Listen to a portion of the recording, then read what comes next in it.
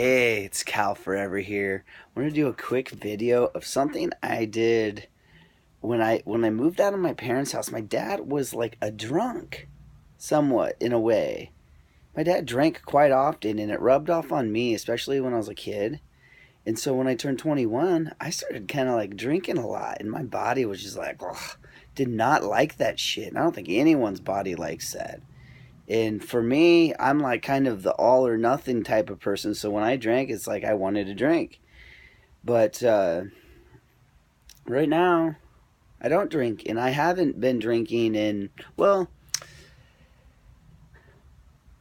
I took a long absence. And then when I went back to Nebraska, guess what happened? I ended up drinking. And guess who I was around? My father, and not just him, but my brother's a drinker, and my mom doesn't really drink that much, but even sometimes my mom does.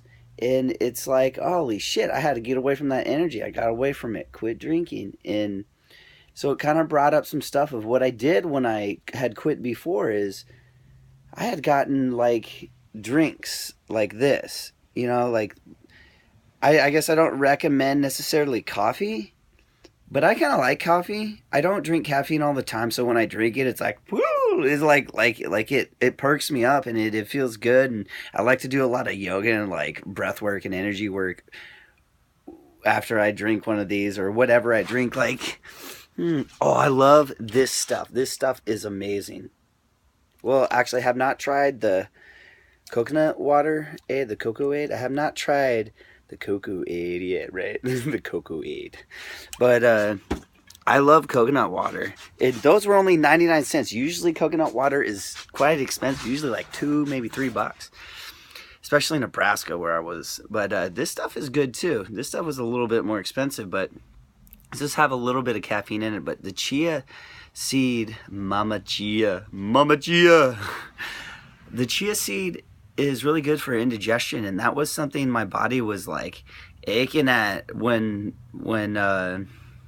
I'd quit drinking. I was trying to get off of this medication that was for indigestion, but it prolonged the indigestion where it just treated the symptoms and it blocked the acid in my stomach, which made it really hard for my body to break down food. And I developed this thing called leaky gut. I know it sounds gross, but it's not like, it's like basically my stomach wasn't producing acid, so my intestines got more permeable to suck up more nutrients.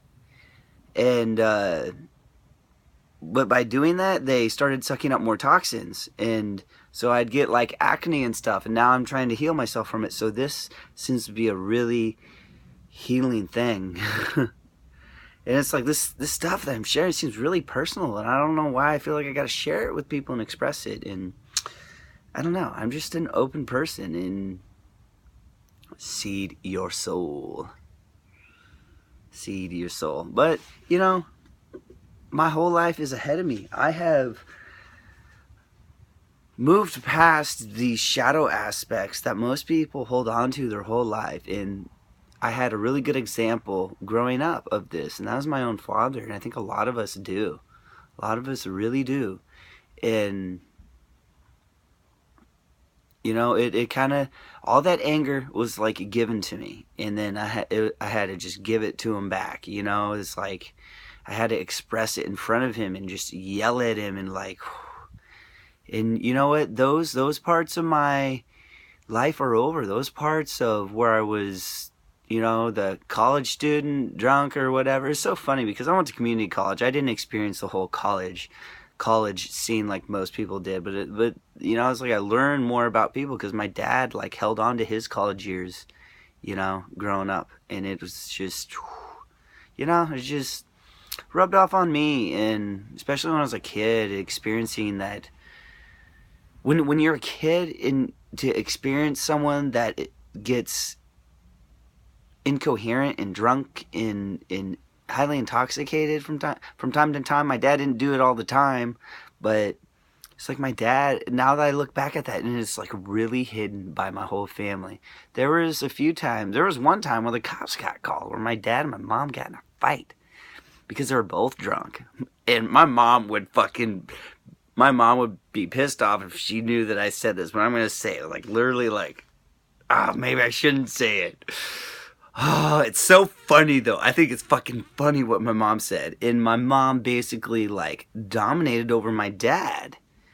It kicked my dad's ass in a way. There was like no punchers or hittings or anything like that, but it was like my dad was being a drunk dick, a drunk asshole, a drunk idiot, and my mom fucking put him in his place. You know, non-violently, but it was just like, fuck, man, like that was a hurt at my inner child. And like that event in my life, like I look back, it's like my mom had my sister and they like left my dad at the house, and I was just like, fuck this. I left. I tried going to my friends. I tried going to another friend's because it was late. It was like past 1 o'clock. It was New Year's Eve.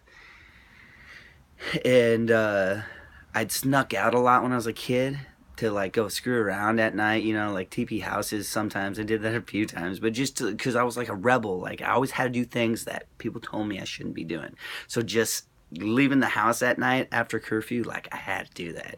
So I was like used to like hiding from the cops and like taking back behind houses and stuff and alleyways, and there's like these cops who just kept driving by. I kept trying to hide them, and I got in a position where I was like, fuck, they kept driving by. I just like had to walk on the sidewalk, and the cops pulled up and like, hey, we've been looking for you. I'm like, what? You guys been looking for me? So I had to like sit in the back of this cop car when I was like 10 years old. And the seats were fucking plastic. They didn't handcuff me or anything because I didn't do anything wrong. But they had to take me back to my mom so me and my mom and my sister could stay at her friend's house because my dad and mom got like really drunk and got in a fight. And it sucked. And this wasn't the only time, but it wasn't a natural occurrence in my household.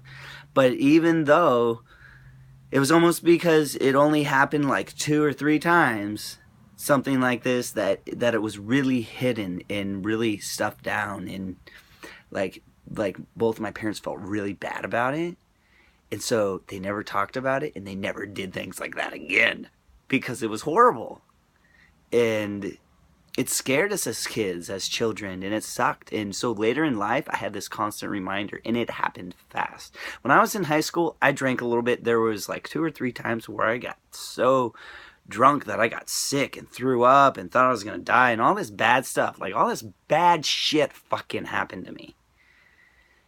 And it was like me trying to heal myself from these issues. And so when I was 20, 21, you know, like when I was old enough to drink, I started buying booze, and for like a 2-year period, it's just like I like drank it out of my system. I got over it quick. It was like pure hell, and it wasn't just the booze though. And I'm not like talking about other drugs. I was on medications, so that's something. But it's like there was other healing things going on. It wasn't just about that. But then at the same time, it's like I was like purging myself of these issues that were related to alcoholism with my father, with my dad, that had gotten like given to me. And so I went through like 2 years of hell to like purge that shit out of my system fast. And when you go through that, you get really misunderstood by people. They think there's something wrong with you. And, you know, there was something not so great that happened to you in the past. And it's just life's way of giving you pure hell is what it seems like, to fucking flush it out of you as fast as life can, because you're here to do really great, amazing things. So don't be afraid to express things that society thinks is weird, which is like my mom yelling at my dad saying, I'm gonna chop your dick off, because it's really fucking funny. It's really fucking funny. And my mom fucking dominated my dad and put him in his place. And I'm pretty sure my mom was somewhat intoxicated, but my mom was definitely all there, and my dad fucking wasn't. And my mom was enough not there to be able to stand up to something bullshit that he did. I don't even know what they got in a fight about.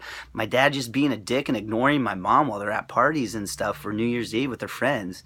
My dad just fucking goes off into his college freaking scene, you know?